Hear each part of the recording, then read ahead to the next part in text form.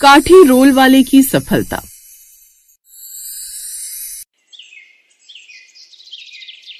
गौरीपुर नाम का एक गांव था। उस गांव में रचना अपने बेटे सूरज के साथ एक छोटे से घर में रहती थी। वो बाजार में ठेले पर सब्जी पराठे बनाकर बेचती थी, जिससे वो अपना घर चलाती थी। लेकिन उसके बेटे सूरज को अपनी माँ का ठेले पर सब्जी पराठा बेचना बिल्कुल पसंद नहीं था। एक दिन सूरज खुद से कहता है, माँ आज भी पहले की तरह सब्जी पराठे बेचने में लगी हुई है, लेकिन आजकल लोगों को कितना कुछ स्वादिष्ट खाने को मिल जाता है, जैसे कि वेज रोल या काठी रोल। आज जब शाम को माँ घर आएगी तो मैं उनको साफ साफ बोल दूंगा कि वो अब से ये सब्जी पराठे का ठेला लगाना बंद कर दें और अब सिर्फ वेज रोल या काठी रोल ही बनाकर बेचा करें। थोड़ी देर बाद शाम होती है और उसकी माँ घर पर आ जाती है। तभी सूरज थोड़ा नाराज होता हुआ अपनी माँ से कहता है, माँ मैंने पहले भी बोला था ना कि आप ये पराठे सब्जी बेचना बंद कर दो। लेकिन बेटा इसमें बुराई क्या है? माँ बुराई नहीं है, पर आप थोड़ा हटकर भी तो बेच सकती हैं, जो लोगों को पसंद हो। बेटा मैं इतने समय से यही बेच रही हूँ जिससे लोगों का पेट भी भर जाता है, फिर इसकी जगह और क्या बेचना शुरू करूँ? और काम शुरू करने के लिए पैसे भी तो होने चाहिए। नहीं माँ, आप इन्हीं पैसों में वेज रोल और काठी रोल बेच सकती हैं, जो आजकल लोगों को बहुत पसंद है। बेटा मुझे ये काठी रोल बनाने नहीं आते हैं और ये सब चीज तो बड़े बड़े रेस्टोरेंट पर ही मिलती है। नहीं माँ, आप गलत सोच रही हैं। अगर आप भी काठी रोल बनाकर बेचना शुरू कर दोगी तो लोग आपके पास भी आकर खाना शुरू कर देंगे। लेकिन ये रोल बनते कैसे हैं? अरे माँ, इसको बनाना कोई बड़ी बात नहीं है। आपको बस एक मैदे का लच्छेदार पराठा बनाना है और उसके अंदर चटनी, सॉस और कुछ सब्जियां भरकर रोल बना देना है। लोगों को ये खाने में बहुत अच्छा लगता है। अगले दिन से रचना अपने बेटे की बात मानकर काठी रोल का ठेला लगा लेती है और वो सूरज की बात को ध्यान में रखते हुए एक रोल तैयार करती है, जिसे देखकर रचना के पास एक ग्राहक आता है। जरा मुझे काठी रोल देना। रचना उस ग्राहक को काठी रोल बनाकर देती है और जैसे ही ग्राहक उस रोल को खाता है, अरे तुम्हारे काठी रोल कुछ खास नहीं है, इससे अच्छा तो रोल नंदू की दुकान पर मिलता है। वो ऐसे कहकर वहाँ से चला जाता है। तभी रचना उदास मन से कहती है, मैं कितने सालों से लोगों को पराठा सब्जी बनाकर बेचती आ रही थी, लेकिन कभी किसी ने मुझसे इस तरह की शिकायत नहीं की थी। मैं अब कल से ये रोल नहीं बेचूंगी। कुछ देर बाद जब रचना शाम को घर जाती है तभी सूरज खुश होकर कहता है, माँ आपका आज का काम कैसा रहा? मैं कल से रोल नहीं बेचा करूंगी, क्योंकि ये काठी रोल ना मुझे बनाने आते और ना मेरे हाथ के बनाए हुए लोगों को पसंद आते हैं। ठीक है तो माँ, कल से आपकी जगह मैं काठी रोल बनाकर बेचा करूंगा। फिर अगले दिन से सूरज खुद काठी रोल का ठेला लाकर रोल बनाकर बेचने लगता है। आज पहली बार मैंने काठी रोल का ठेला लगाया है, पता नहीं मैं कामयाब होऊंगा भी या नहीं। सूरज जैसे ही रोल बनाने लगता है तभी उसके पास ग्राहक रोल खाने के लिए आने शुरू हो जाते हैं, लेकिन कोई भी उसके रोल की तारीफ नहीं करता है। कैसा रोल है? इसका स्वाद बिल्कुल बेकार है भाई, हैं? भले ही दाम बढ़ा दो लेकिन चीज तो अच्छी दो। वो ऐसा कहकर वहाँ से चला जाता है। ग्राहक की बातों से सूरज काफी परेशान हो जाता है। तभी उसका दोस्त अमन वहाँ आता है। अरे वाह सूरज, तुमने भी काठी रोल बेचना शुरू कर दिया? हाँ अमन, लेकिन मेरे बनाए हुए रोल किसी को पसंद नहीं आ रहे।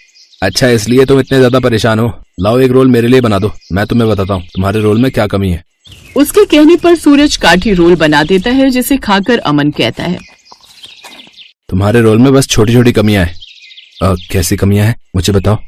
पहले तो तुम इस पराठे को कुरकुरा करके सेका करो और इसके अंदर हरी सब्जियां और सॉस दोनों डाला करो। इस रोल में भरने वाली सब्जियों को अच्छी तरह काटा करो और तुम साथ में अलग अलग तरह के रोल भी बनाया करो, जैसे पनीर काठी रोल, मशरूम काठी रोल। जब किसी को पनीर काठी रोल चाहिए तो पनीर की उसके अंदर फिलिंग अच्छे से भर दो, और जब किसी को मशरूम काठी रोल चाहिए तो उसकी फिलिंग भर दो। और जब आने वाले इंसान को ये दिखेगा कि तुम्हारे पास 2-3 तरह के रोल हैं तो तुम्हारा सामान और ज्यादा बिकेगा। और अगर कोई क्रीम डालने को बोलेगा तो तुम उसके अंदर क्रीम भी डाल सकते हो। अब तुम मेरे लिए एक और काठी रोल बनाओगे, वो भी मेरी सारी बातों को ध्यान में रखकर। अब की बार सूरज अमन की सारी बातें ध्यान में रखकर काठी रोल बनाता है और इस बार उसका बनाया हुआ रोल बहुत स्वादिष्ट बनता है। फिर जैसे ही अमन उस रोल को खाता है, तुम्हारा ये काठी रोल मुझे बहुत पसंद आया है और जब तुम रोज इसी तरह रोल बनाओगे तो और अच्छा काठी रोल बनाना सीख जाओगे। फिर देखना तुम्हारी भी एक अपनी काठी रोल की दुकान होगी। अमन अपनी बातों से सूरज को हिम्मत देता है और अब सूरज अपनी पूरी मेहनत और लगन से काठी रोल बनाना शुरू कर देता है। ऐसे कुछ दिन गुजर जाते हैं। फिर एक दिन उसकी माँ उससे पूछने लगती है, क्या बात है सूरज, तुम्हारे बनाए हुए रोल तो बहुत बिकने लगे हैं। हाँ माँ, पहले तो लोगों को मेरे बनाए हुए काठी रोल पसंद नहीं आ रहे थे, फिर मुझे अमन ने काठी रोल बनाने का सही तरीका बताया, जिसके बाद मैंने कई तरह के अलग अलग रोल बेचना शुरू कर दिया और अब मेरे पास बहुत ग्राहक आते हैं। उन्हें मेरे काठी रोल का स्वाद भी बहुत पसंद आता है। बस माँ, मैं अब बहुत जल्दी अपनी काठी रोल की दुकान खोल लूंगा। अरे तुम तो बहुत दूर की सोच रहे हो, इतनी जल्दी ये सब कैसे होगा? माँ आप चिंता मत कीजिए, मैं सब कर लूंगा, बस आप मुझे मेहनत करने दीजिए। फिर एक दिन उसकी माँ खुद से कहती है, सूरज कितनी मेहनत कर रहा है अपने काम को बड़ा करने के लिए, और जब वो इतनी मेहनत कर रहा है तो कहीं ना कहीं मुझे भी उसकी मदद करनी चाहिए। जब हम दोनों मिलकर मेहनत करेंगे तो काम और ज्यादा अच्छा होगा।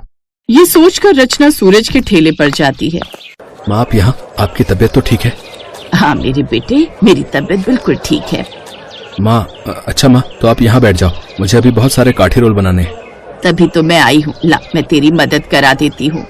ग्राहकों की लाइन देखकर रचना कहती है, सूरज मुझे सच में यकीन नहीं हो रहा कि तुमने अकेले ने अपना इतना अच्छा काम बना लिया है। मैं तो पराठा सब्जी बेचकर ये कभी नहीं कर पाती, लेकिन तुमने आज ये काठी रोल बेचकर अपनी लगन और मेहनत से सफलता हासिल कर ली है। माँ अभी तो मैंने कुछ हासिल किया ही नहीं। अपनी सफलता तो मैं तब मानूंगा जब अपनी एक दुकान का मालिक बन जाऊंगा और लोग मेरे यहाँ काम किया करेंगे। ऐसे ही थोड़ा टाइम बीत जाता है, फिर कुछ ही समय में सूरज अपनी एक दुकान का मालिक बन जाता है और आसपास सभी जगह सूरज के काठी रोल का नाम मशहूर हो जाता है। इस तरह सूरज अपनी सफलता हासिल कर लेता है और अब दोनों माँ बेटा खुशी खुशी रहने लगते हैं।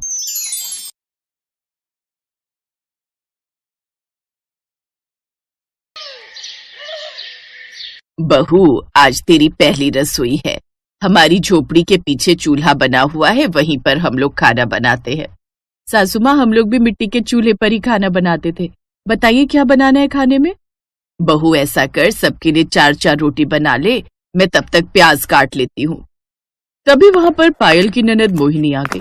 माँ, आज भाभी पहली बार हमारे घर आई हैं, हम उन्हें प्याज रोटी खिलाएंगे। अब क्या कर सकते हैं बेटा। मोहन घर के बाहर से उनकी ये सब बातें सुन रहा था।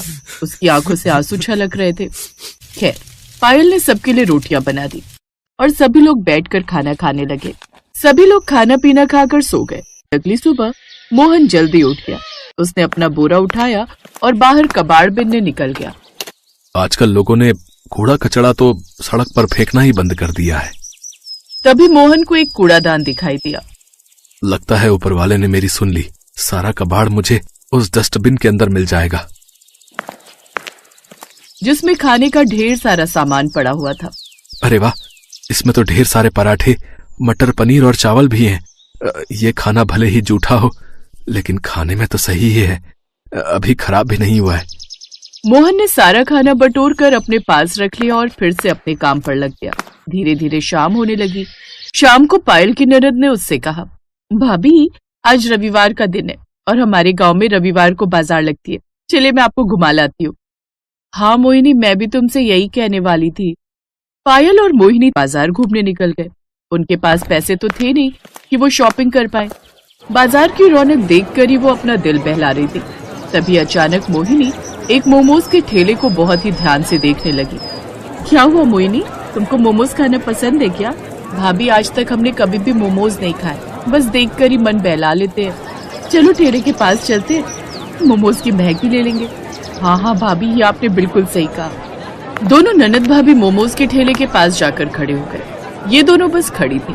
तभी ठेले वाले ने कहा, हाँ बहन जी, कितने प्लेट मोमोज लगा दूं? अरे नहीं नहीं भाई साहब, हम तो बस देख रहे थे कि मोमोज बनते कैसे हैं। हमारे पास मोमोज खरीदने के लिए पैसे नहीं है। शाम हुई नहीं कि तुम जैसे भिखारी तुरंत भीख मांगने आ जाते हो। चलो निकलो यहाँ से, यहाँ कुछ नहीं मिलेगा फ्री में। चाचा पागल हो गए हो क्या? हमने आपसे कब भीख मांगी? मोहिनी चलो यहाँ से, इनसे बहस मत करो। हमारे पास पैसे नहीं और फालतू में यहाँ खड़े हैं तो उन्हें ऐसा ही लगा होगा कि हम भिखारी हैं। पायल और मोहिनी उसी वक्त मार्केट से अपने घर की तरफ पैदल ही चल पड़ी। मोहिनी, मैंने मोमोज बनाने का तरीका उस ठेले वाले का देख लिया था। अगर मुझे मोमोज बनाने का सामान मिल जाए तो मैं उससे भी स्वादिष्ट मोमोज बना सकती हूँ। क्या बात है भाभी, आप तो बड़े तेज हो। खैर, पायल खाना बनाने ही वाली थी कि तभी राकेश कूड़ेदान से उठाया हुआ खाना लेकर घर पहुंच गया। रुक जाओ पायल, आज खाना बनाने की कोई जरूरत नहीं है।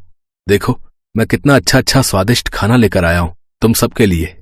अरे बेटा, इतना अच्छा खाना तुझे कहाँ से मिल गया? आज मार्केट में एक शादी पार्टी हो रही थी, मैं वहीं पर कबाड़ उठाने गया था, तो लोगों ने मुझे खाना पैक करके दे दिया। क्या बात है भैया, कितने सालों बाद हम इतना अच्छा खाना खाने वाले हैं। थोड़ी देर में सभी लोग एक साथ बैठकर कचरे का उठाया हुआ खाना खाने लगे, लेकिन इस बारे में मोहन के अलावा किसी को नहीं पता था। उन्हें खुशी खुशी खाना खाता देख मोहन खुश भी हो रहा था और उसके अंदर एक दर्द भी था। कितना बदनसीब हूं मैं। अपने घर वालों को कचरे का उठाया हुआ खाना खिला रहा हूं, लेकिन कोई बात नहीं, खाना खराब तो है नहीं। इसी बहाने इनके चेहरों पर थोड़ी सी खुशी तो आई। लेकिन आधी रात में ही सभी का पेट खराब होने लगा। सभी लोग बार बार लोटा लेकर खेतों में शौच के लिए जाने लगे। मोहन भी कई बार शौच करने गया।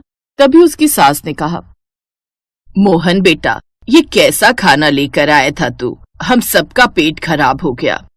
इससे पहले कि मोहन उनकी बात का कोई जवाब दे पाता, पायल बीच में बोल पड़ी, सासू माँ, इसमें मोहन जी की कोई गलती नहीं है। इतना अच्छा खाना हमने कई सालों से खाया नहीं था, तो शायद इसीलिए हम पचा नहीं पाए। ये बात सुनकर मोहन को थोड़ा रिलैक्स महसूस हुआ। तभी उसकी सास ने कहा, हमारे पास डॉक्टर से दवा लेने के लिए पैसे तो है नहीं। ऐसा करो, गर्म पानी में थोड़ी सी लौंग, थोड़ा सा काला नमक डालकर पी लो सब लोग, पेट सही हो जाएगा। ये दादी माँ का नुस्खा है। सभी लोगों ने वैसा ही किया और सुबह तक सबका पेट ठीक भी हो गया। मोहन काम पर जाने वाला था कि तभी उसकी बहन मोहिनी ने उसे रोक लिया। भैया, हम सबको ना मोमोज खाने का बहुत मन कर रहा है। भाभी का भी बहुत मन है मोमोज खाने का। उन्हें मोमोज बनाना आता भी है। शाम को जब आप आना तो मोमोज बनाने का सामान लेते आना। बहन, मोमोज बनाने का सामान बहुत महंगा मिलता है। प्याज, आलू, हरी मिर्च, लहसुन, ये सब तो हम अपने घर के बाहर खुद ही उगा लेते हैं। जो पैसे मैं कमाता हूँ उससे घर चलना ही मुश्किल है। फिर भी मैं कोशिश करूंगा। कोशिश नहीं, लेकर आना भैया। एक बहन होकर मैं आपसे जिद भी नहीं कर सकती क्या? मोहन उसी वक्त अपने आंसुओं को छुपाते हुए काम पर निकल गया और सड़कों पर कूड़ा बिनने लगा। घूमते घूमते वो बहुत दूर निकल गया, फिर भी उसे कोई कबाड़ नहीं मिला। कितना बदनसीब भाई हूं मैं, अपनी बहन की एक छोटी सी ख्वाहिश भी पूरी न कर सका। घर पहुंचते ही मोहिनी ने उससे कहा, भैया, भाई अपनी बहन के लिए ना जाने क्या क्या कर देता है और आप एक छोटा सा काम नहीं कर पाए। मोहन की पत्नी पायल थोड़ी समझदार थी। वो अपने पति के दर्द को थोड़ा थोड़ा महसूस भी कर सकती थी। इसलिए मोहन के बोलने से पहले ही उसने कहा, पायल, हर भाई चाहता है कि वो अपनी बहन की हर ख्वाहिश पूरी करे। अपने भाई से इस तरह जिद नहीं करते। लेकिन भाभी, मैं तो सिर्फ मोमोज खाना चाहती हूँ। कौन सा राजमहल मांग लिया मैंने? तुम मोमोज खाना चाहती हो ना? आज रात में तुम सबके लिए मोमोज ही बनाऊंगी। लेकिन बहू, हमारे पास तो मोमोज बनाने का सामान ही नहीं है। सासू माँ, हमारे पास आटा है, नमक है, तेल है, आग जलाने के लिए लकड़ियां है, खाना बनाने के लिए मिट्टी का चूल्हा भी है। हमने अपने घर के बाहर हरी मिर्च, आलू, प्याज, लहसुन ये सब उगाई रखा है। ये सब मिलाकर मैं इतने अच्छे मोमोज बनाऊंगी ना कि आप लोग उंगलियां चाटते रह जाएंगे। क्या बात है भाभी, मुझे आप पर पूरा भरोसा है कि आप सबसे अनोखे मोमोज जरूर बना लोगी। उसी वक्त मोहिनी और पायल घर के बाहर गई। सारी सब्जियां लेकर अपने रसोई घर में आ गई। मोहिनी, तुम जल्दी से आटा गूंथ लो, तब तक मैं मोमोज के लिए सब्जी तैयार करती हूँ। मोहिनी आटा गूंथने लगी और पायल सारी सब्जियां फ्राई करने के बाद उसकी महक बहुत अच्छी लगने लगी। भाभी, सब्जी की महक तो कमाल की आ रही है। तो इस तरह उन्होंने ढेर सारे फ्राइड मोमोज बना लिए जो सिर्फ आटा और घरेलू हरी सब्जियों से बने थे। भाभी, आपने तो चमत्कार कर दिया। मोहिनी और पायल ने मिलकर सभी के लिए मोमोज परोस दिए। उसकी सास और मोहन सब साथ बैठकर मोमोज खाने लगे। मोमोज आज मैंने अपनी जिंदगी में पहली बार खाया है, लेकिन फिर भी मैं शर्त लगाकर कह सकती हूँ कि इतना स्वादिष्ट मोमोज बड़े से बड़े होटल में भी नहीं मिलेगा। हाँ पायल, तुम दोनों ने तो कमाल कर दिया। अगर इसका स्वाद इतना ही अच्छा है तो क्यों ना हम घर के बाहर सब्जी वाले देसी मोमोज बेचे। अगले दिन से पायल और मोहिनी घर के अंदर देसी मोमोज बनाने लगी। लोगों को उन मोमोज का स्वाद सबसे अलग और स्वादिष्ट लगा। तो इस तरह अब मोहन ने कबाड़ बिनने का काम बंद कर दिया और सब खुशी खुशी रहने लगे।